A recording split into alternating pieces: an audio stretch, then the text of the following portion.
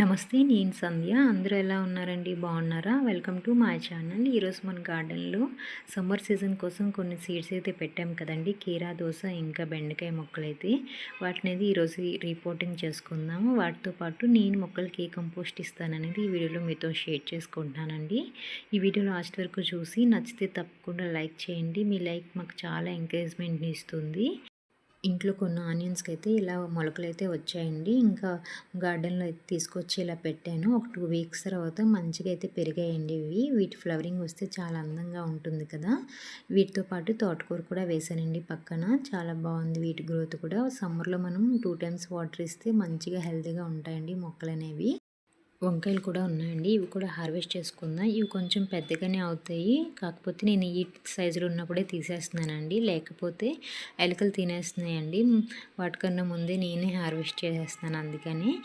సమ్మర్లో వంకాయ మొక్కనైతే ఎలా కేర్ చేసుకోవాలనేది ఈ వీడియో లాస్ట్లో అయితే మీతో షేర్ చేస్తానండి. ఇక్కడైతే మొరము వేసానండి. చిన్న చిన్న కొమ్మలైతే పెట్టాను. ఇప్పుడైతే భలే వచ్చింది, అందంగా ఉంది. వీటి స్మెల్ కూడా బాగుంటుంది కదా. వాటితో పాటు ఇక్కడైతే మెంతులు పడిపోయి మెంతు మొక్క వచ్చిందండి. ఇంకా వీటికి కాయలు కూడా వచ్చేసాయి ఎక్కువగానే.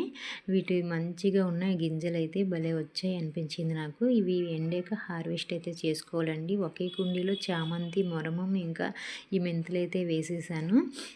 ఇలా తక్కువ స్పేస్ ఉండేవారు ఒకే కుండీలు ఇలా వేసుకోవచ్చండి. మీరు కూడా ట్రై చేయండి ఇలా అయితే. ఈ మొక్కని మనం ఎక్కువ సమ్మర్లో సబ్జీ గింజలు వాడతాం కదండి, ఆ మొక్క అండి ఇది. రుద్ర తులసి అని కూడా అంటారు. మనం టబ్లో ఇంతకుముందు తోటకూర వేసాను కదండి, అవి అయితే హార్వెస్ట్ చేయకుండా సీడ్స్ కోసం అయితే విడిచిపెట్టేశాను. ఇప్పుడైతే కొంచెం సీడింగ్ అనేవి వస్తూ ఉన్నాయి. వీటిని తీసి మనం ఎండపెట్టి నెక్స్ట్ టైంకి యూజ్ చేసుకోవచ్చండి ఈ సీడ్స్ అనేవి. కరివేపాకు మొక్క కూడా భలే వచ్చిందండి.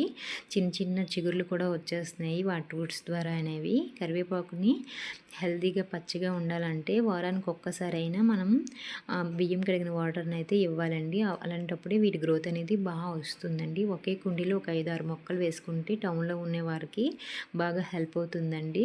ఇంకా అదే కుండీలో కిందనైతే ఇలా పుదీనా అయితే వేసానండి, స్పేస్ కవర్ చేయడం కోసం అనేసి. పుదీనా కూడా మంచిగా ఉంది కదా, గ్రోత్ ఎంత ఫ్రెష్గా ఉంది చూడండి. మనం మార్కెట్లో కొన్న ఎంత ఫ్రెష్గా దొరకదు. స్మెల్ కూడా భలే ఉంటుందండి. మీరు కూడా ఇలానే ట్రై చేయండి. ఒకే కుండీలో రెండు వేసి. చాలా రోజుల నుంచి ఇక్కడ అల్లం వేసానండి, అది మర్చిపోయాను. అది హార్వెస్ట్ చేద్దాం అనుకుంటున్నాను, అలానే మర్చిపోతూ ఉంటున్నాను. ఈరోజైతే తప్పకుండా తీసేయాలని ఫిక్స్ అయ్యానండి. కాకపోతే కొంచెమే వచ్చింది, ఆయన కూడా హ్యాపీ. ఫస్ట్ టైం వేసాను నేను అల్లం అయితే. ఇది కడిగేసాక మంచి స్మెల్ చూస్తే భలే అనిపించిందండి.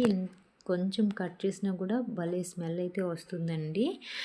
ఇంకా బెండ మొక్కలు కూడా రీపోటింగ్ చేస్తానని చెప్పాను కదా. ఇక్కడైతే వీటి కోసం కొంచెం ప్లేస్ క్లీన్ చేసుకొని పెట్టుకున్నానండి. ముందుగా చిన్న చిన్నగా గోతులు తవ్వి వాటర్ అయితే వేసుకున్నానండి. అలా వేయకపోతే కింద రాళ్ళు ఉండడం వల్ల వాటికి అసలు రూట్స్ వెళ్ళడానికి ప్లేస్ లేకుండా అవుతుంది. అందుకని మనం మొక్కలు ఎప్పుడైనా నాటుకునేటప్పుడు ఈవినింగ్ టైంలో నాటుకుంటే మంచిదండి. కొంచెం సన్ ఉండదు కదా, చల్లదనం అయితే ఉంటుంది.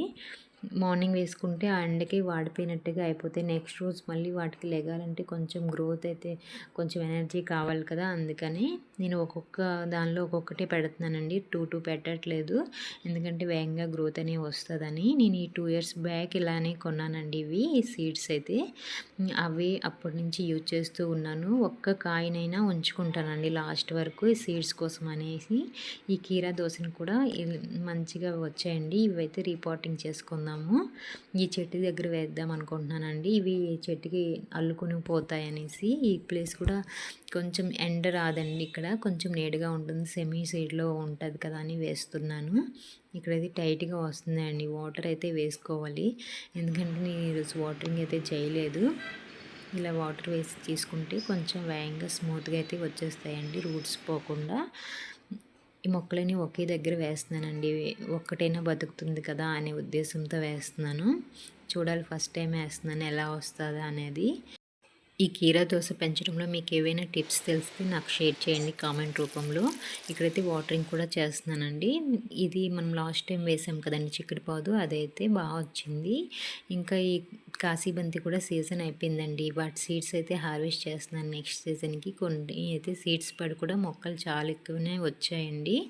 ఇంక ఈ మొక్కలు అయితే తీసేస్తున్నానండి, స్పేస్ వేస్ట్ కదా అనేసి. ఇంకా వాటర్ వేసినా కూడా ఫ్లవర్స్ అనేవి రావు.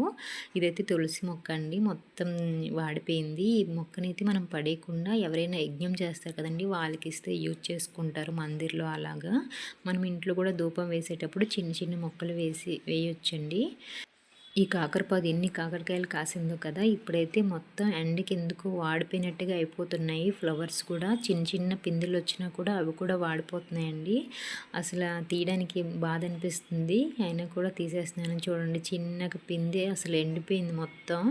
అందుకే తీసేస్తున్నాను. చిన్న చిన్న పురుగులు కూడా పట్టినట్టుగా ఉన్నాయండి. ఇంకా తెగులొచ్చిందేమో అనేసి ఇంకా వేస్ట్ ఇంకా ఉన్నా కూడా అని తీసేస్తున్నాను.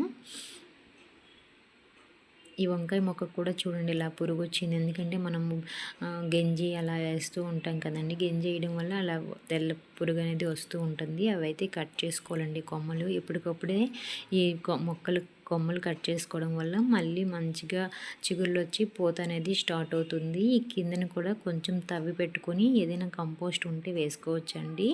మనం కిచెన్ వేస్ట్ కూడా వేసుకోవచ్చండి. ఇక్కడైతే మెత్తగా తవ్వి ఇలా కట్ చేసేసాను మొత్తం అయితే. ఈ కొమ్మలు కూడా నేను సైడ్లో అయితే ఉడుస్తున్నానండి. మనం ఈ కొమ్మల ద్వారా కూడా బతికిస్తాయండి మొక్కలు అనేవి. మనం డైలీ వాటర్ ఇస్తూ ఉండాలి. వేసవి కాలంలో అయితే 2 టైమ్స్ కంపల్సరీగా ఇవ్వాలండి. అప్పుడే ఇవి బతుకుతాయి, లేకపోతే చచ్చిపోతాయి వెంటనే. నేను మన గార్డెన్లో మొక్కలకైతే కిచెన్ వేస్ట్నే వేస్తానండి. మొత్తం కిచెన్ వేస్ట్ అయితే కలెక్ట్ చేసుకుని ఇలా ప్రతిరోజు మొక్కలకైతే వేస్తూ ఉంటానండి. నేను సమ్మర్లో మొత్తం ఇలానే చేస్తూ ఉంటాను. ఇంకేం కంపోస్ట్ని యూజ్ చేయనండి. మనం రైస్ వాటర్ ఇంకా గంజి ఉంటాయి కదండి, అవన్నీ వేస్తూ ఉంటా. Thank you for watching.